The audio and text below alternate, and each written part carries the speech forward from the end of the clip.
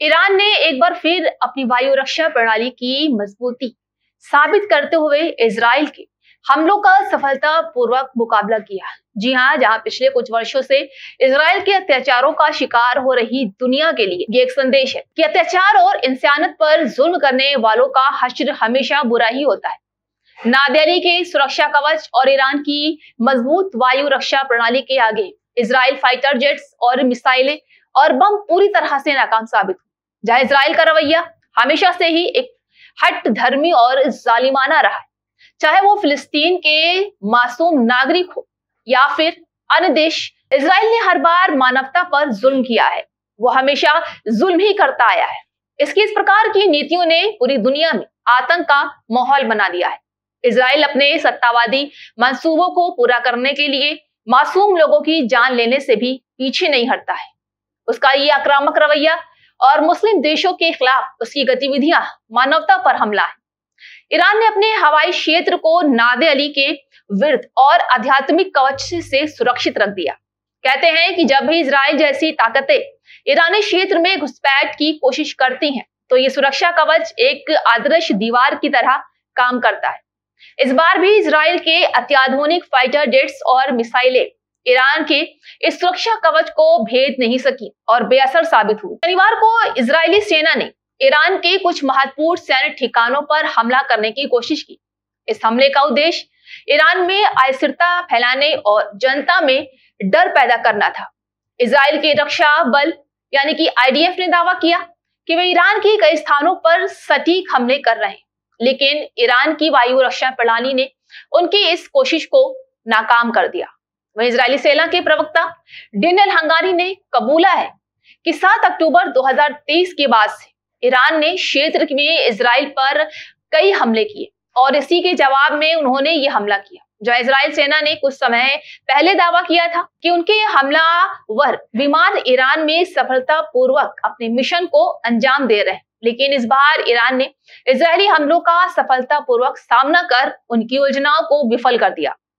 जहां आम जनता से भी इसे लेकर अपील की गई। जी हाँ, ईरान की सुरक्षा एजेंसियों ने जनता से एकता बनाए रखने और शांति के साथ अफवाहों से दूर करने की अपील की है। जहां इजराइल ने इस हमले के जरिए ईरान में भय और अस्थिरता फैलाने की कोशिश की, लेकिन ईरान की जनता ने एकजुटता दिखाई और अफवाहों से दूर रहते हुए अपने देश। अब बात करते हैं ईरान की शक्ति का प्रदर्शन और इजराइल की नाकामी। इस हमले के दौरान इजराइल के विमान न केवल ईरान के हवाई क्षेत्र में नाकाम साबित हुए, बल्कि उनके कई फाइटर जेट्स को भी ईरान वायु रक्षा ने अपने नियंत्रण में ले लिया। जब इजरायली फाइटर जेट्स ने ईरानी क्षेत्र में घुसपैठ की, तो नादियाली के विरुद्ध और सुरक्षा कवच की आदर्श शक्ति ने उन्हें वहीं पर रोक दिया। उन्हें उम्मीद थी कि ईरान के ठिकानों पर हमला कर वे भारी नुकसान पहुंचाएंगे, लेकिन उनके प्रयास पूरी तरह से विफल हैं।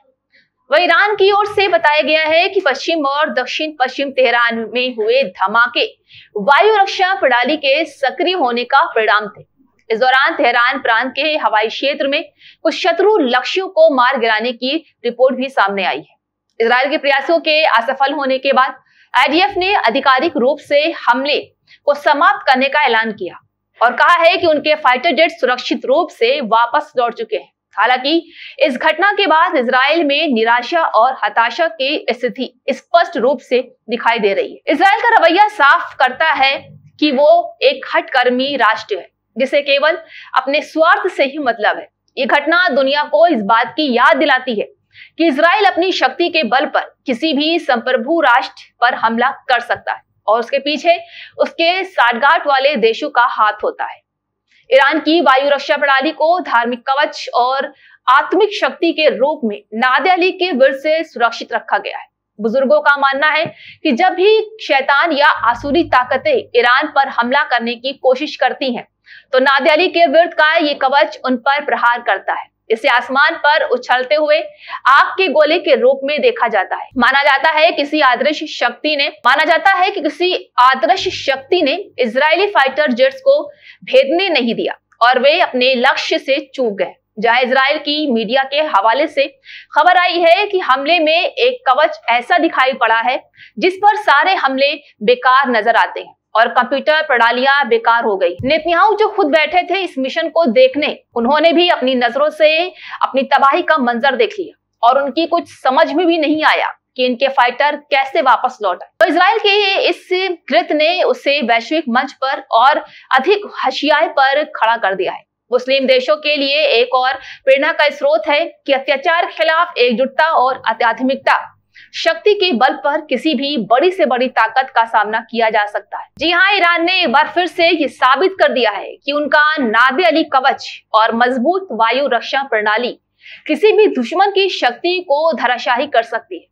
इजरायली फाइटर जेट्स और मिसाइलें ईरानी सुरक्षा कवच को भेदने में असफल नहीं और उन्हें अब ये बात समझ में आ गई होगी कि आदर्श शक्ति ईरान की मदद करती है, उसका हारना उनके लिए नामुमकिन सा है। इजराइल द्वारा ईरान पर किए गए आतंकी हमले को लेकर ऑल इंडिया शिया पर्सनल लॉ बोर्ड के जनरल सेक्रेटरी शिया धर्मगुरु मौलाना यूसुफ अब्बास का बयान सामने आया। कल रात जिस तरीके से इजराइल ने ईरान के ऊपर हमला किया है, इजराइल ने बुज़दिली का सबूत दिया है। ईरान ने भी जो हमला किया था, ईरान ने किसी शहरी को टारगेट नहीं किया, ईरान ने किसी शहरी को निशाना नहीं बनाया। मगर बड़े अफसोस की बात है कि इजराइल ने Ayatollah Khomeini international airport Tehran को टारगेट बनाया, होली सिटी ऑफ कुम को टारगेट बनाया और वहां की आबादी को टारगेट बनाया ताकि ईरान हमारे सामने झुक जाए। मगर इजराइल को, उसके हमनवा अमेरिका को यह समझ लेना चाहिए कि ईरान की तरफ से जब जवाबी हमला होगा तो फिर इजराइल का दुनिया के नक्शे से नामो निशान मिट जाएगा।